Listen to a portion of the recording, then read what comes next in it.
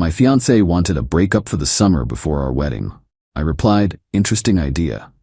Then I sent her a legal contract agreeing to it with a massive financial penalty if she broke the terms. She was left frantically trying to backtrack as her free summer now had stakes. I, 31 male, have been with my fiancée, Jessica, 29, for 4 years. I was. Our wedding was set for September 21st. The venue was booked, a sprawling, rustic barn thing that cost a small fortune. Deposits were paid on everything from the photographer to the ridiculously artisanal donut wall she insisted on. We lived together in a condo that I own. I bought it before I met her, and she contributed a set amount each month for utilities and groceries. To handle the wedding expenses, we opened a dedicated high-yield savings account in my name that we both contributed to. It was simpler for managing vendor payments, which I was handling. I put in $25,000. She, over the last year, had put in $15,000. That was the balance of things. 2 weeks ago, on a Tuesday night, she sat me down on our gray linen sofa, the one she picked out. She had that look on her face, the one that tries to be gentle but is really just bracing for impact. Thomas, she started, twisting a loose thread on a cushion. I've been doing a lot of thinking about us, about the wedding. My stomach went cold. I'm a planner, an architect. My world is built on blueprints and load-bearing walls. I don't do well with surprises that threaten the foundation. Okay, I said, my voice steady. It's a trick I learned early on. When your insides are screaming, make your voice a flat line. I love you, she said. The classic preamble to a car crash. I truly do. But marriage, it's forever. And I just have this tiny nagging feeling that we're rushing. That I haven't had a chance to be just me before I become a we forever. I didn't say anything. I just watched her. I saw the rehearsed speech in her eyes, the carefully chosen words designed to sound profound instead of selfish. My friend Barbara, she continued, she and her husband did this. Before they got married, they took a summer apart, a breakup for the summer, no contact. They both got to have one last hurrah to make sure they were really ready to settle down. And she said it was the best thing they ever did for their relationship. A breakup for the summer, 3 months before our wedding. My mind went quiet. The emotional, hysterical part of my brain just shut off. In its place, the architect took over. I saw the blueprint of her plan. She wasn't looking for reassurance. She was looking for a guilt-free pass. She wanted to spend the summer with someone else and keep me, the stable future, on ice until fall. The pain was there, of course. A deep, hollow ache that started in my chest and spread through my limbs. It felt like finding a crack in the foundation of a building you thought was perfect. You know, in that instant, that it's not a simple repair. It's a teardown. I looked at her, at the eager hope in her eyes, the expectation that I would either have a fit or reluctantly agree. She thought she was dealing with a romantic partner. She wasn't. She was dealing with a strategist. Interesting idea, I said. Her face lit up with relief. Really? You're not mad? I'm processing, I said, which was true. There are logistics to consider. If we're doing this, we need to do it properly, like Barbara. Totally, she beamed. We just need some ground rules. Exactly, I said. I want to protect us both. The condo, the wedding finances. It could get messy if we don't have a clear agreement. I paused. My cousin Joseph is a contract lawyer. I could have him draft a simple separation agreement for the summer. I'll pay him for his time, of course. It's better to spend a few hundred on legal fees now than risk thousands later. Just to keep everything neat and tidy. No emotions, just business. I could see the gears turning in her head. The word lawyer probably scared her, but framing it as protecting us both and business made it seem mature. Responsible, even. She was so focused on the prize, her summer of freedom, that she didn't see the trap being laid. Wow, she said. That's actually really smart, Thomas. Okay. Yeah, let's do that. She thought it was for her. It wasn't. It was for me.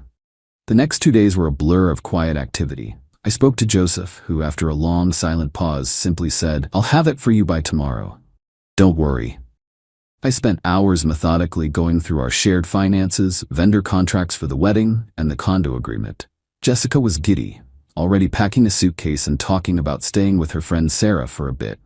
The contract Joseph drafted was a work of art, simple, clean, and utterly brutal. It laid out the terms of our summer separation.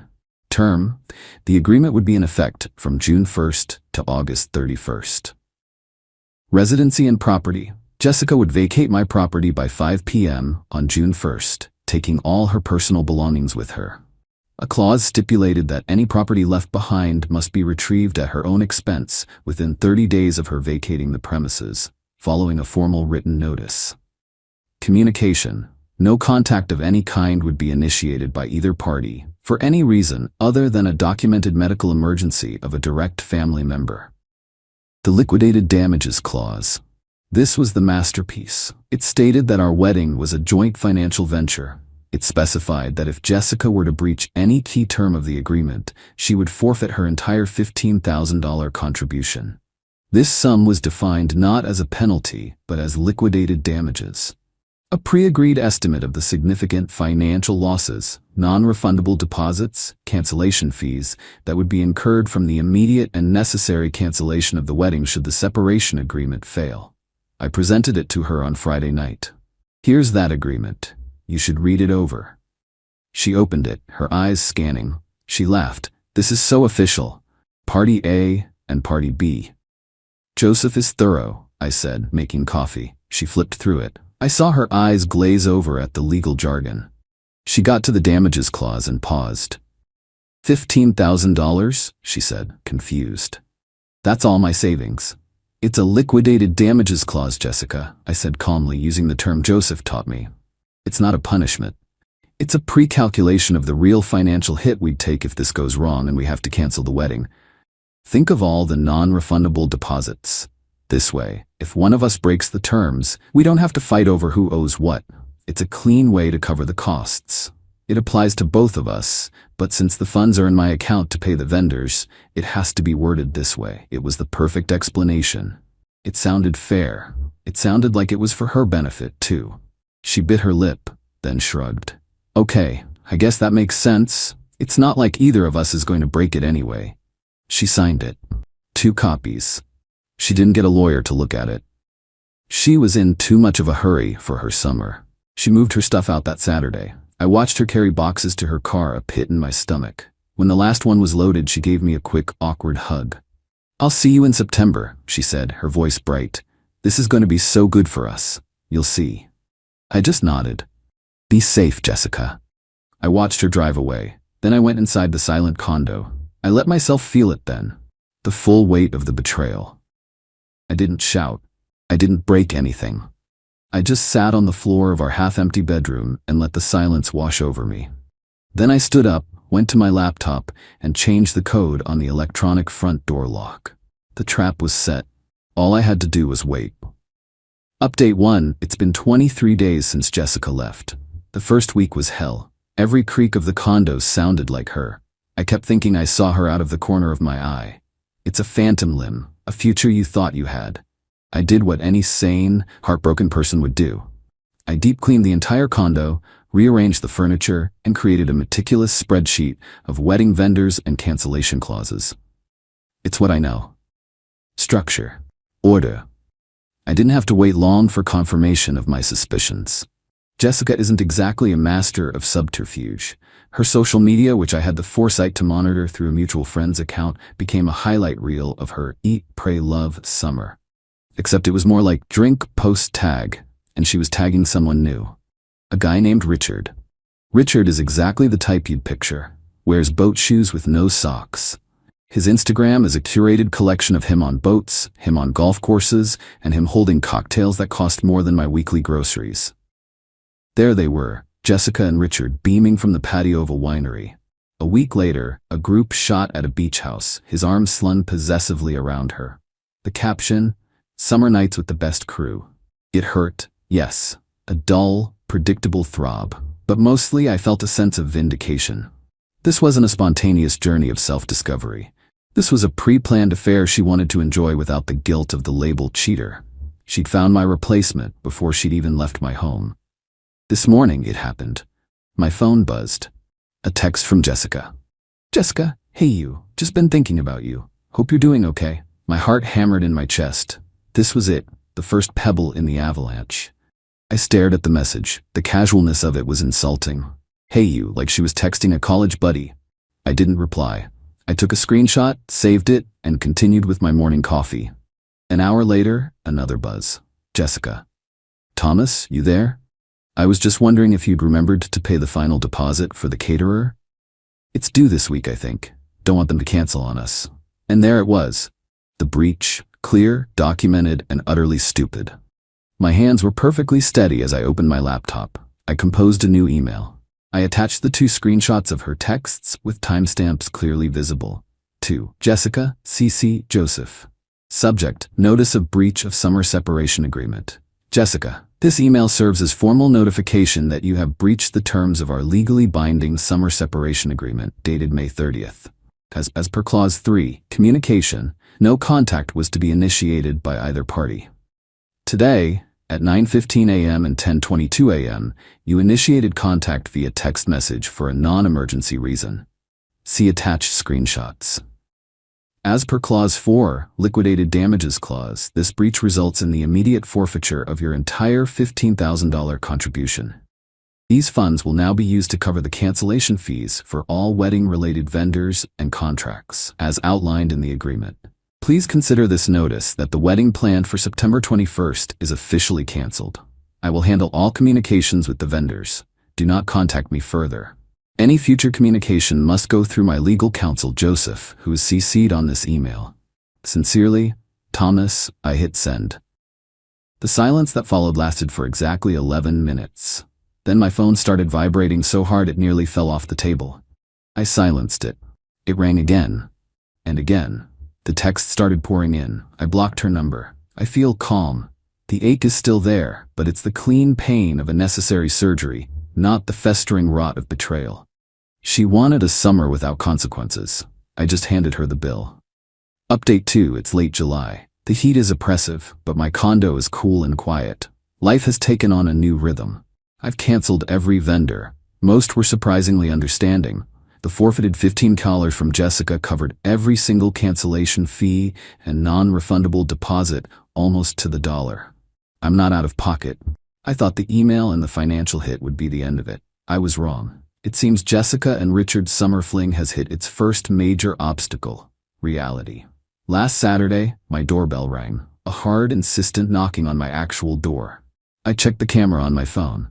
It was Jessica, and right behind her, looking smug and angry, was Richard. I let them stand there for a full minute while I considered my options. Then I answered the door, opening it only a few inches, the chain still on. Jessica, I said, my voice neutral. We need to talk, she said, trying to push the door open. The chain held. No, we don't, I replied. All communication goes through Joseph, you know this. Richard stepped forward. Dude, cut the crap. You're being a psycho about this. It's her money. It's nice to meet you, I said, looking directly at him. I'm the guy whose fiancée left him to spend the summer with you. And you are? This isn't about him. Jessica snapped. This is about you stealing from me. I want my stuff, Thomas. My winter coats, my grandmother's lamp. I was waiting for this. Your belongings were not stolen, Jessica, I said, my patience a weapon. They were handled exactly as outlined in the contract you signed. The items you left behind were inventoried and placed in a climate-controlled storage unit. I continued, letting the bureaucratic coldness sink in. Joseph sent a formal notice via certified mail to your friend Sarah's address, the forwarding address you provided, over a month ago. It contained the full inventory list, the storage unit details, and instructions for retrieval. The contract stipulated you had 30 days to arrange for collection at your own expense. That deadline is this Friday. Her face went from rage to stunned confusion. The lamp wasn't her grandmother's. It was a cheap antique store find. But her winter coats? Those were expensive. And now they were locked away behind a wall of logistics she had to solve. You put my stuff in storage, she whispered, horrified. Why wouldn't you just let me come get it? Because that would involve you coming here and initiating contact, which would have been a further breach of our agreement, I said simply. I followed the contract precisely to avoid any further conflict. It's all been handled legally. Now you're trespassing. I'm going to ask you to leave. If you're still here in 60 seconds, I will call the police. Richard scoffed. You wouldn't. I just held up my phone, the screen already on the dial pad. 50 seconds. The bravado drained from Richard's face. He grabbed Jessica's arm. "Come on, Jessica. He's crazy. Let's go." She looked back at me over her shoulder. The hatred in her eyes was pure. "You'll regret this, Thomas."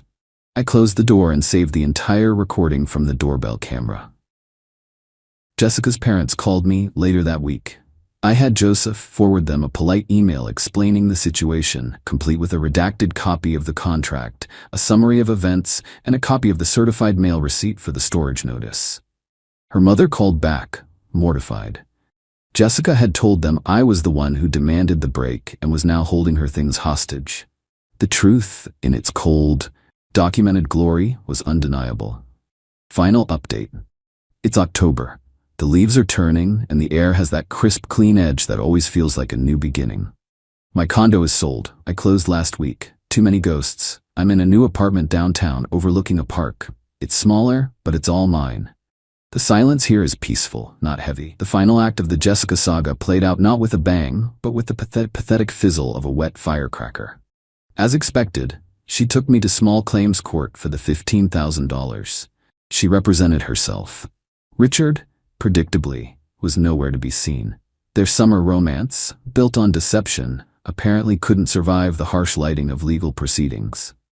I showed up to court with Joseph. I had my folder, the signed contract, the screenshots of the text messages, the time-stamped video of her trespassing. Jessica's argument was purely emotional. She talked about how I had manipulated her, how I had been cold and unfeeling. Then she played her trump card, and he stole my property. He locked away all my winter clothes and precious family heirlooms and tried to get rid of them. When it was our turn, Joseph stood up. He was calm, almost bored. First, he presented the contract, pointing to her signature on the liquidated damages clause. Then he addressed the property claim. "Your Honor, my client did not steal or withhold any property. In fact, he went to great lengths and personal expense to protect Miss Peterson's belongings in accordance with the law." He then produced the evidence. The full, itemized inventory list of the items she'd left. The receipt for the first month of the storage unit. The certified mail receipt for the legal notice, which had been delivered to the address Jessica provided. He even had a printout of an email from the storage company, noting the unit was now empty, as Jessica had been forced to clear it out at the last minute before its contents were auctioned. The judge, a no-nonsense woman, looked from the stack of evidence to Jessica. "Ma'am, it seems Mr. Hayes has acted with more diligence and legal propriety regarding your relationship and property than you have. You signed a contract. You breached it. He followed it to the letter, even when protecting the belongings you abandoned. There is no case here. Dismissed." I walked out of the courtroom without looking at her. I didn't feel triumphant. I just felt done. The final piece of paperwork on a demolished building had been filed. A week later, I got one last text from her, from a number I didn't recognize. "Jessica, I hope you're happy. You ruined my life over a few text messages." It was the perfect encapsulation of her entire worldview. In her mind, the problem wasn't her betrayal. The problem was that I had held her accountable. I didn't reply. I blocked the number and changed the password on my premium Spotify account, which she'd somehow still been using. There is no cinematic ending where the villain learns their lesson. People like Jessica don't learn. They just move on, spinning a new narrative where they are the victim. And that's fine. My revenge wasn't loud or explosive. It was quiet. It was bureaucratic. It was simply the methodical application of consequences. And in the end, that is the most satisfying justice of all. I am at peace. I am moving forward.